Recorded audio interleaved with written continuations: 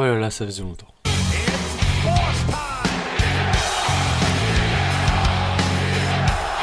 little bit of the bubbly.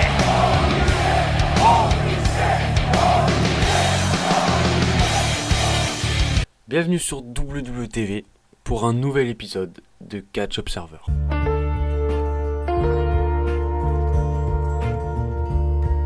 Alors oui, habituellement, cette série, je la fais sur ma chaîne principale Fabousseur. Mais aujourd'hui, j'ai voulu vraiment la faire sur WWTV.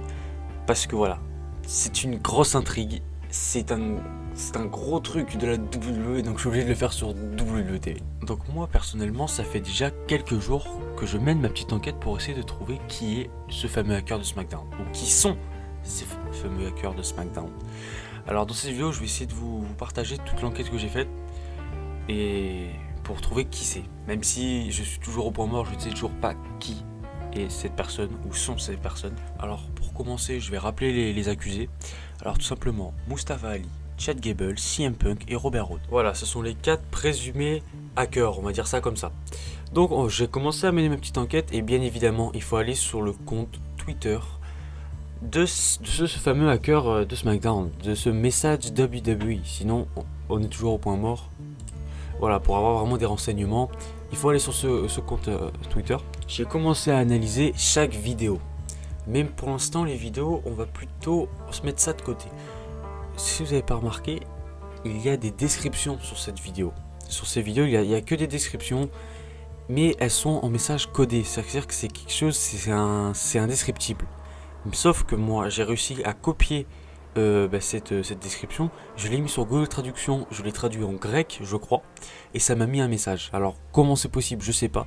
Alors j'ai eu plusieurs messages, comme donc la première vidéo c'était The Truth Will Be Heard, mais bon là c'est le message qui est répété à chaque fois, donc c'était logique. Mais après j'ai eu d'autres messages comme Are you listening, a final warning, des trucs comme ça. Après les derniers messages que le hacker a mis, c'était des messages qu'on pouvait lire facilement. Donc là par exemple comme Find he before find you, donc trouve-le avant qu'il te trouve, des trucs comme ça.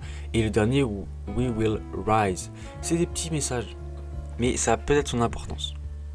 Maintenant, on va se concentrer sur les vidéos.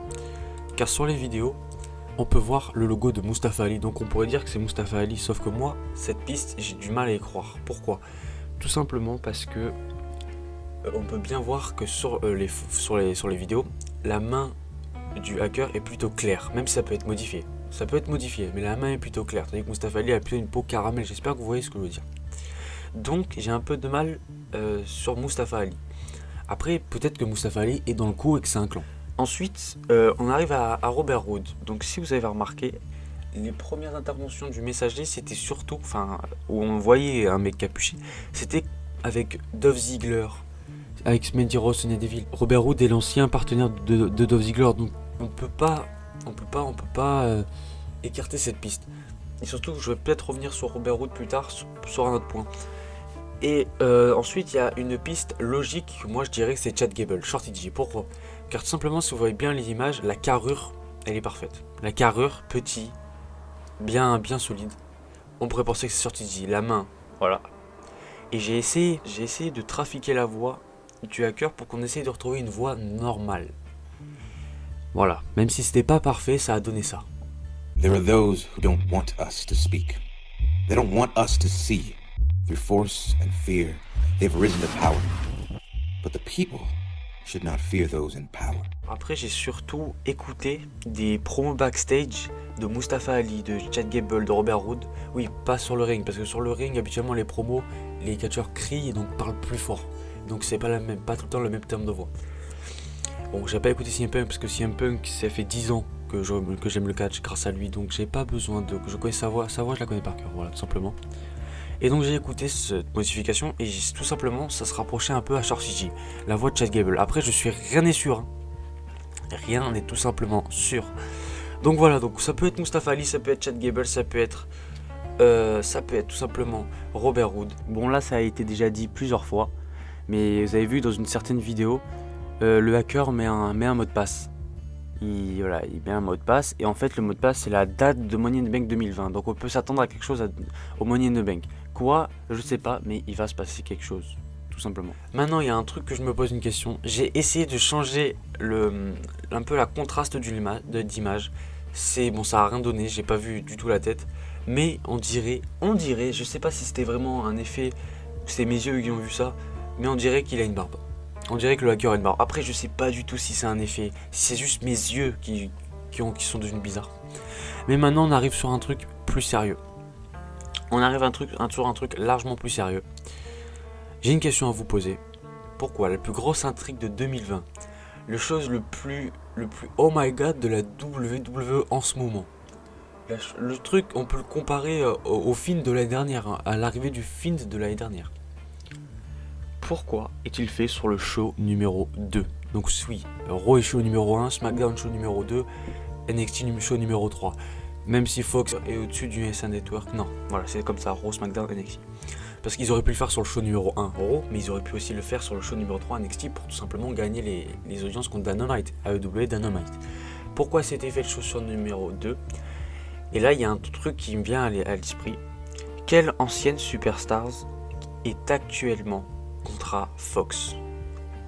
Oui, vous voyez où je veux en venir. C'est CM Punk. Ça veut rien dire, mais bon. Ensuite, j'ai remarqué d'autres choses. Par exemple, il y a une nouvelle description.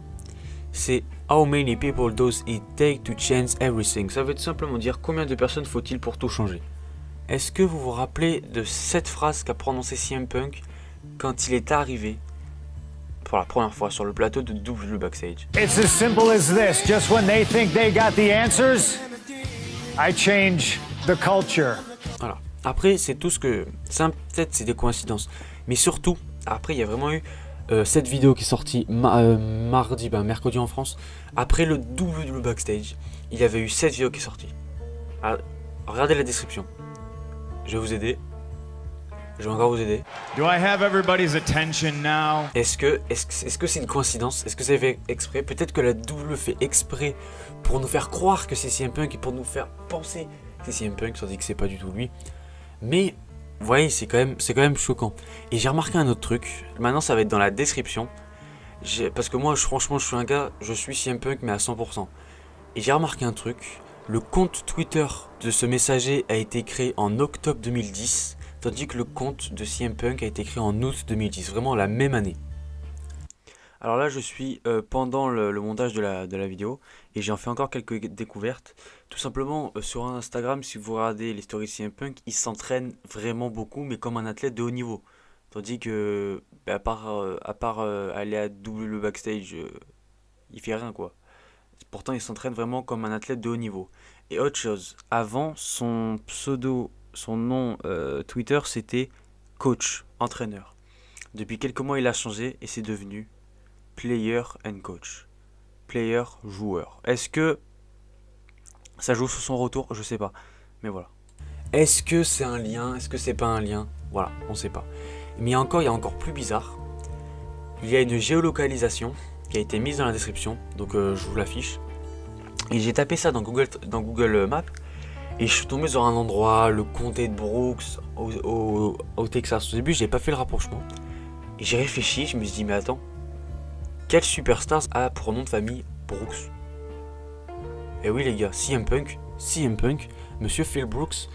Donc c'est vraiment devenu très étrange. L'adresse a été changée. Oui, ce n'est plus le comté de Brooks. Voilà, donc oui, parce que je suis quand même allé revérifier avant de sortir la vidéo. Donc oui, il y a 2-3 jours quand j'avais regardé l'itinéraire, c'était bien comté de Brooks au Texas. Oui, donc j'invente pas cet endroit, il existe vraiment. Et vous pouvez aller voir des vidéos de certains Américains, je pense que certains en ont parlé. Et là maintenant c'est une nouvelle adresse, et je crois que c'est en Nouvelle-Orléans, en Louisiane. Voilà, donc peut-être que c'est la WWE qui a décidé de faire ça. Peut-être pour brouiller un peu les pistes, ou je sais pas. Avec du recul, c'est totalement autre chose. Nous étions au comté de Brooks il y a quelques jours. Mais j'ai pas regardé tous les jours le compte Twitter pour regarder le nouvel itinéraire. Nous étions au Texas. Aujourd'hui, nous sommes en Nouvelle-Orléans. Ça veut dire que le messager se rapproche de plus en plus de la Floride et donc d'Orlando au Performance Center. Ça veut dire qu'après le Texas, il longe la côte, il va en Nouvelle-Orléans, il continue, il longe, il va en Floride et il arrive à Orlando au Performance Center. Ça veut dire que le messager se rapproche. Et ça, par contre, les gars, c'est magnifique. Mais maintenant, il y a un truc où je bloque. Pourquoi sur cette main à droite il n'y a pas de tatouage si ça serait CM Punk? Pourquoi? Parce qu'on sait très bien que CM Punk a des tatouages sur les doigts, drug free, romance aussi, là sur en bas des doigts. Je connais par cœur les tatouages de CM Punk, à me dire. Mais non, mais pourquoi tout simplement pas ses tatouages? Alors là, j'ai plusieurs explications, soit tout simplement parce que c'est pas lui, ou soit tout simplement parce que c'est modifié au montage. Et oui, parce que regardez, la double a bien caché sa tête. Parce que oui, je suis désolé, c'est pas une ombre telle quelle qu'il y a sur le visage du hacker pour le cacher. C'est impossible. Sinon l'image aurait été largement plus sombre. C'est impossible. Donc je me dis, s'ils ont réussi à rajouter ça, ils peuvent en rajouter aussi sur les doigts. Et même, ça veut dire qu'ils ont pu même changer la couleur des doigts. Donc ça peut dire que ça va être aussi Mustafa Ali en fait.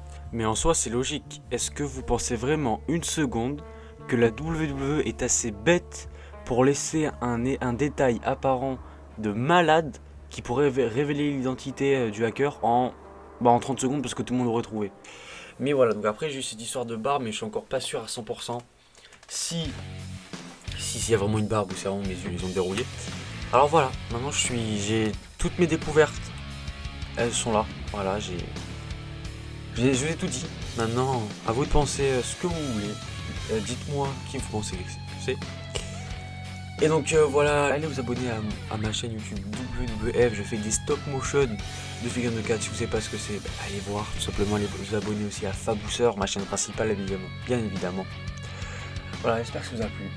Allez, ciao.